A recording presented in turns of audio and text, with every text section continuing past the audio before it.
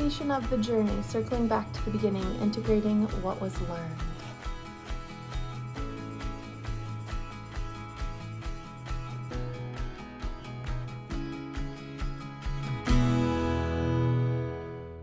So for today, I want you to really focus on keeping the spine neutral or arched.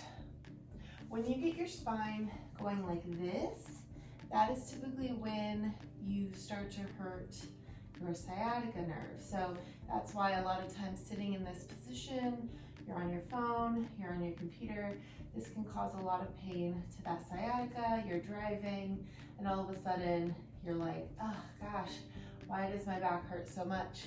It's usually because of the position that we're sitting in. So this is just something to notice throughout practice as well as throughout your life. Like you might notice different things come up where you're like, oh, I can just like lift up my chest a little bit and maybe relieve a little bit of that pain. The first movement we're gonna do is just plant the feet firmly onto the ground and just take some deep breaths. Open mouth, exhale. Deep inhale. Open mouth, exhale. I want you to lift up the heels of the feet and then plant them down and then lift up the toes of the feet. So we'll just begin really slowly. Do some heel lifts, toe lifts. And you might even rock back a little bit. Just notice how your back is. Try to really sit up tall and like focus on lengthening out the spine. And you could kind of go with the breath here. So inhaling, exhaling, inhaling, exhaling. On that next exhale, I want you to bring your right hand to your right hip, and then the left hand comes up to make a little 90-degree cactus shape. And I want you to push into this hip and then reach just ever so slightly with your left arm. Maybe we look towards the arm or maybe we look forward, whatever feels good on our neck, and then come back to center, moving very slowly. So we're really pushing into our hip and we're trying to relieve whatever pressure our spine is doing on our nerves. Take a deep breath. Inhaling, exhaling. And you might even hold this position. Just see, you might feel like tingles in your legs here. On that next inhale, we come back to center and then switch sides. So left hand comes down, right hand comes up, like we're high-fiving our friend. Press into the hip and then reach over with that right side. Come back to center, reach over, and maybe we hold it this time. And I could really feel that stretch happening on the right side of my body. I personally have struggled with sciatica. It flares up at the worst possible time, so I feel you if you've experienced this before. On that next inhale, we come back to center and bring both hands to our hips, lifting up the chest, and I want you to push your hands forward as we lift our chest up. So just from the side view, I want you to push your hips forward, kind of like jutting out your ribs and then lifting up your chest. And do this for whatever level feels good, right? So if it doesn't feel good to go back this far, just go back this far. Just go back this far. Just a gentle pressure here. And then relieve. And one more. And then come back to center, and I want you to bring your hands up like an inch or two. And then push again. And we're just kind of working our way up the spine, finding some really gentle back bends here, and supporting in a way that hopefully feels really good. So just take your time. And then one more time going up the spine. And if you need to like make smaller movements, or you found a spot that's like, oh, this is the spot, right? You stay there. You work on it. On that next exhale, release. And shake it out. Come back to center. Inhale, let's circle the arms, reaching up. Maybe we find a little back bend. Come back to center. And then twist over to the right. Right hand comes to the right hip. Left hand comes to the left leg. Inhale, we lengthen. Exhale, we twist. Look over that right shoulder. Take a deep inhale here. Exhale, twist.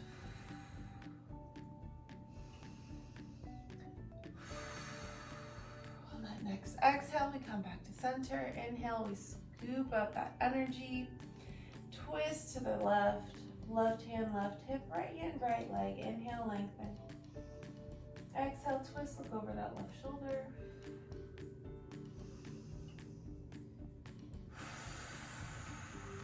On that next exhale, we come back to center. Inhale, let's circle again. And then let's lean over to the right just a little. And then lean over to the left just a little. And then coming back to center, bring our hands all the way down to our heart center. And let's extend our right leg. So here our right leg will be completely lengthened. Engage the top of your quad. If you can see any type of purpleness on my knees, it's from paint, not bruising. My daughter had a paint situation yesterday and I thought I got it all. And I'm just noticing I might not have. Now we're hinging at the hips as we lean forward. And we can kind of find a little flow to our breath. So inhaling, lift up. Exhaling, lean forward.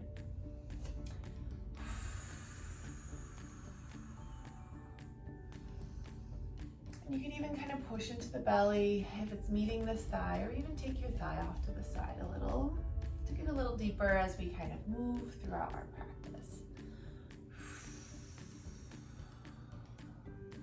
Really focus on engaging the top of this thigh and that flat back. You should feel this along the whole back of this right leg. And if you're not, maybe find a little slight bend to the knee. We don't want to overextend our joints. So by having a little bend and that muscle engagement, we'll make sure we protect the joints. Go ahead and bend that knee, extend the other one. And you can take this opposite knee off to the side, push into the belly where it meets the thigh, and then forward fold again.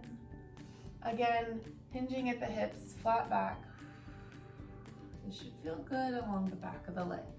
And if it doesn't, don't go as deep. We go as deep as where we feel it. Like this is our body, this is our practice. We're allowed to explore and feel into our bodies.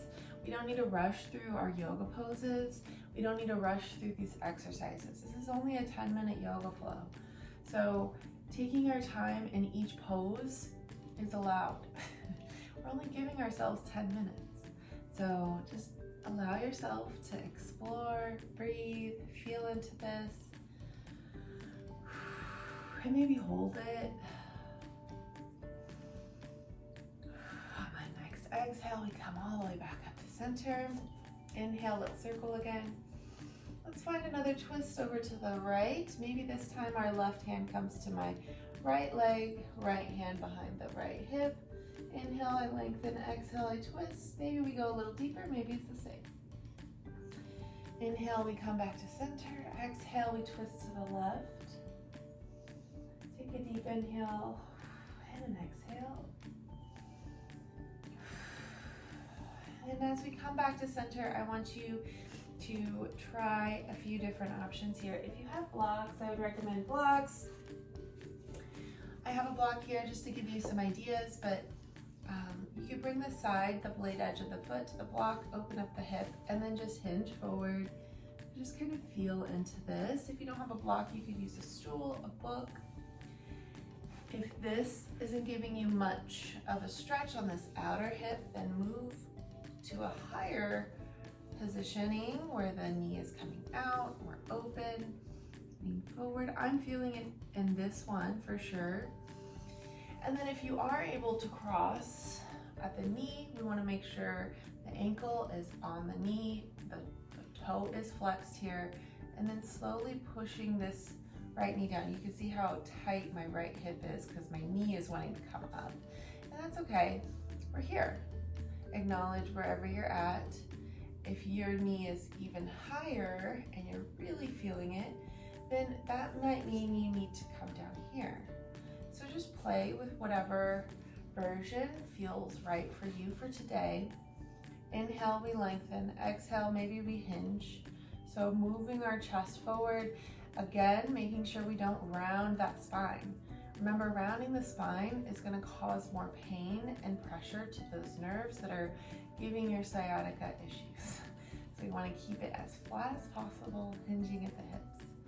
You should feel this on the outer hip, from the knee all the way up to the low back.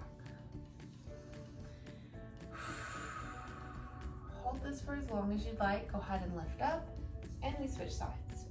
So again, start off with a low block.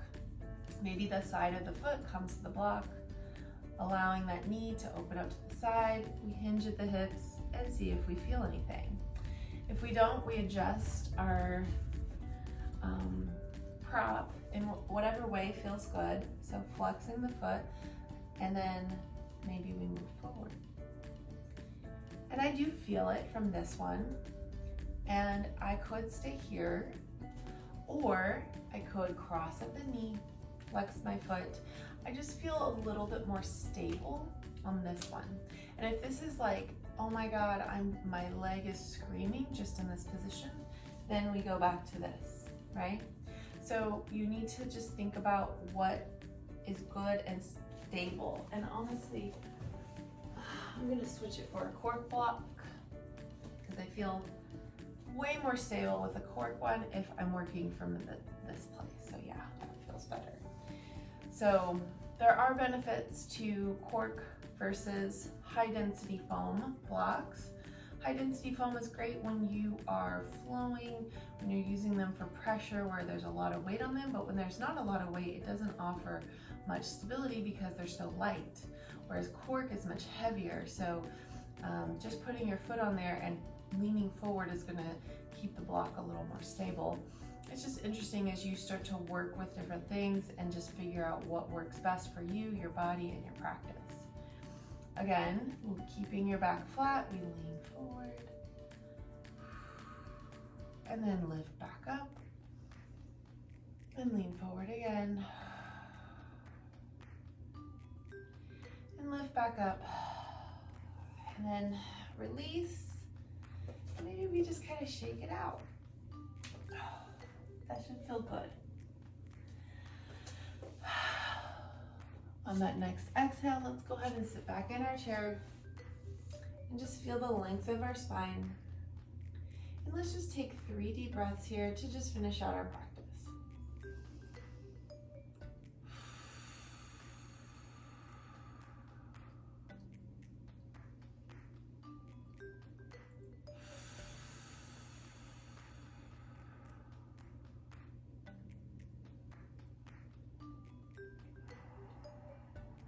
That next exhale, let's bring our hands to heart center, tuck our chin, and just thank ourselves for showing up today and being present in this practice. I appreciate you, friends, for watching me, supporting me. What would really help is if you hit that subscribe button, that notification bell, so you never miss my videos, and give me a thumbs up, letting me know if you liked workouts like this, and let me know what do you want to see next on this channel, because I'm always open to creating something, because this is for you. This is your channel to access for content that is going to help you feel better in your body. And if you're watching this and you're like, I need more, I have yoga courses that are specifically designed for beginners, for self-love practices, and allowing yourself to really feel good in your body. So body acceptance, self-love, that's what I'm all about. So if you're feeling like that is you and you want to take advantage, all my courses are 70% off, so go check them out. Especially my Yoga for Complete Fat Beginners, it's on sale for like 29 bucks. Take advantage of that sale. And the YouTube is going to tell you what you need to watch next, so click on one of those videos, and I can't wait to see you in the next one. Bye!